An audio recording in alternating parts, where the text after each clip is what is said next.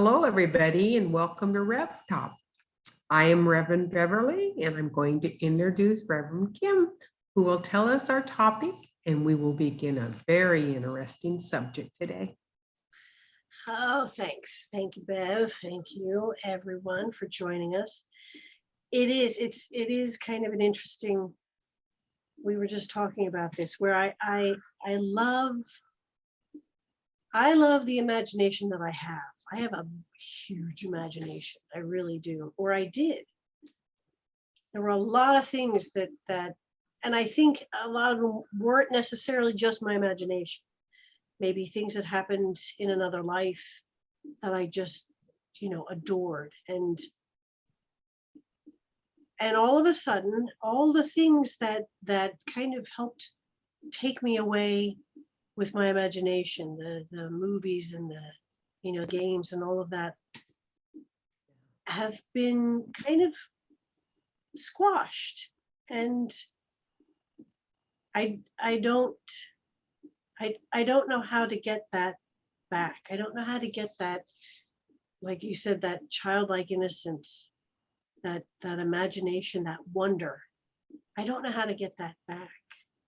The awe you had as a child, everything was new, every experience was new.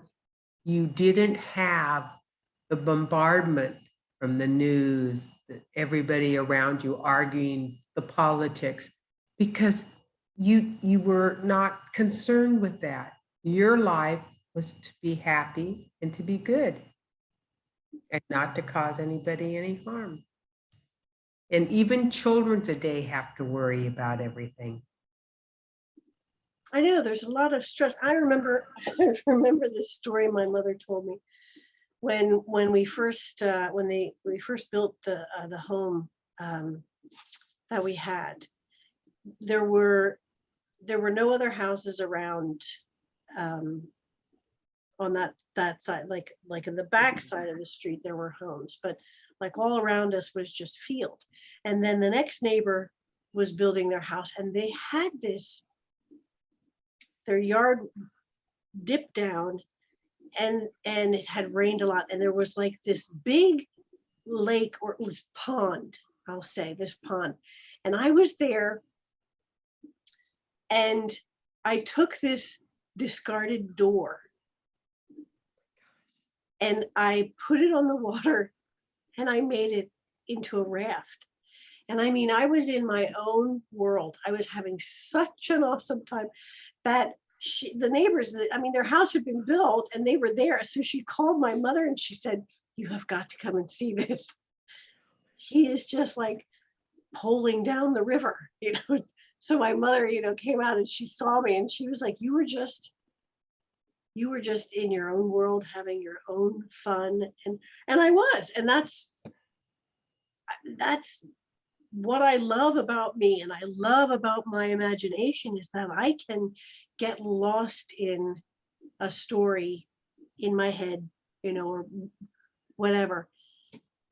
And it seems to have kind of been thwarted lately. There's so much out there, so much going on. And I have tried very hard,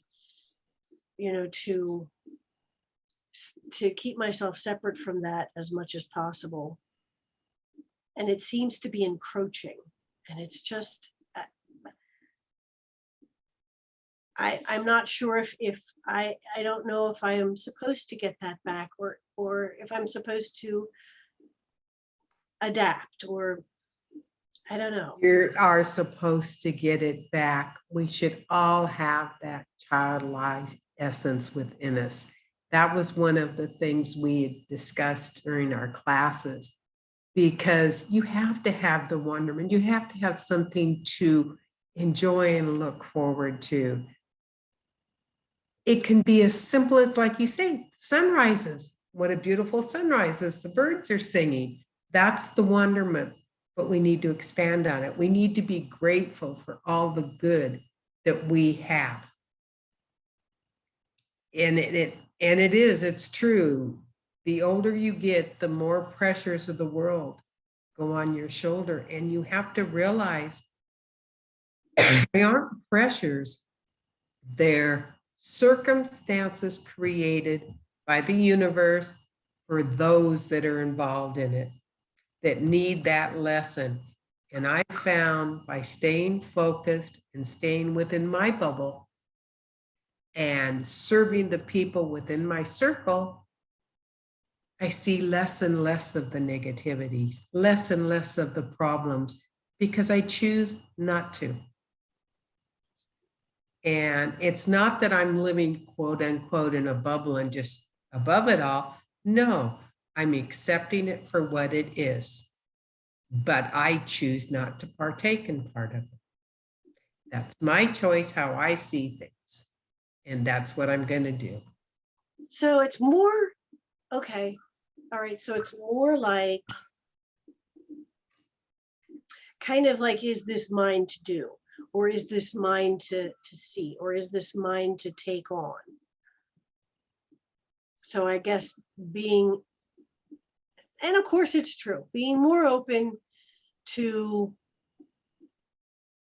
the wonderment and to finding the wonderment and not listening to, I mean, I think for me, and I'm going to laugh about this because I think basically I have not, being an anchor, I have not been down in the spiritual waters of late. And I think that's what's been happening, is where I've been up, it's like, oh, it's time to come up for air, and I think I've had too much air. I know what you're saying, because you've had too much of the chaos. Yes. And I down. kind of, okay, let's drop anchor. Let's get back down to not like the sticking your head in the sand kind of thing, because that's not it. Like you said, being strong enough and powerful enough to recognize that none of this is really going to affect the soul. What's going to affect the soul is the love and the wonder and the joy and the imagination and the laughter and, all of that. That's what's going to lift us up, and that's what's going to generate. That's going to enlighten everybody, because we're up. And we need, I mean, there'll be days that we're down, but it's just like you said, there may be a dead animal across the street and I bless it. I'm not a Cindy that can go pick it up off the road, but wonderful life. And now I will see the baby. So you've got both sides. You choose to wallow in the mama's death, or do you see the baby frolicking on the other side? So it's your choice how you look at things, because there's good in everything you have and see. It's just you have to find it. Right. And yeah, you're right. You have to look for it, because it's always there. It's always there. It is. There's always a good to any situation, however hard it is. Sometimes you have to retract and just take a deep breath and really think hard to see what it is, but there is something there. Well, like we've been saying before too, is to take a step back. If you're not seeing the bigger picture, take a step back. And if you're still not seeing the picture, take a step back until you can see. That's exactly. As much of the picture as you possibly can to understand, what's truly going on, and not what we're seeing this way. It's not it's out of your control. All you do is see it. And once you can realize the universe has control, not you, just go along for the ride and enjoy it. Learn your lessons along the way, but see the good. Find the wonderment in yes. Everything, yes. It's there. I think now I need to get that back, to revitalize that, especially with spring. Yes. Everything's starting circular. And yes, very circular, and it is. It's everything blooming. So now I get to to focus on the fairies helping to bloom, bring the flowers to bloom and the grass to grow. I could talk with him about not having the grass grow so quickly, because then I have to mow it more. But it will be what it is. Yeah, that's true. It's a perfect example. Spring is new beginnings. So we've rested. Now it's time to burst forth, And to wake up spread our wings. and bloom and shine and show our colors and Yes. be vibrant. Be our authentic self. Yes. Thank you for that. Thank you Very welcome. so much. So I guess are we complete? I am very complete. I learned a couple things in class today. I was taking a class on how to communicate with your soul. Ooh. And one of the things they said, it's easy to listen to all the messages around you. It's what you do with them that's important. That's true. That's true. That's very true. I like that. So with that, Yes. I think we will end this for this week. Again, everyone, be kind to yourself, be gentle with yourself. And just remember, you are unique in all the universe. There will never be another just like you in all of space and time. You are powerful, you are cherished, and you are loved.